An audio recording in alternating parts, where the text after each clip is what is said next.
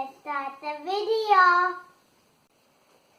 We need paints, water, tissue, tape, and paint brushes, sponge brush, canvas, and scissors.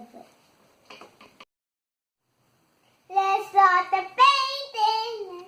First, you need tape.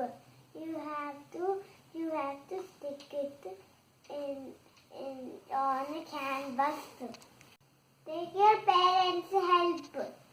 That's how you put the tape. Now we have to color the canvas.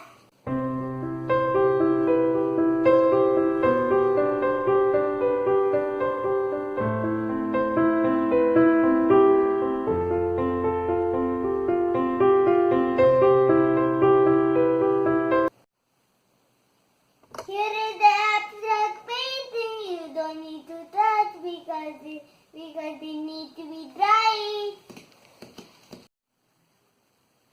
After drying, we have to take out the tape.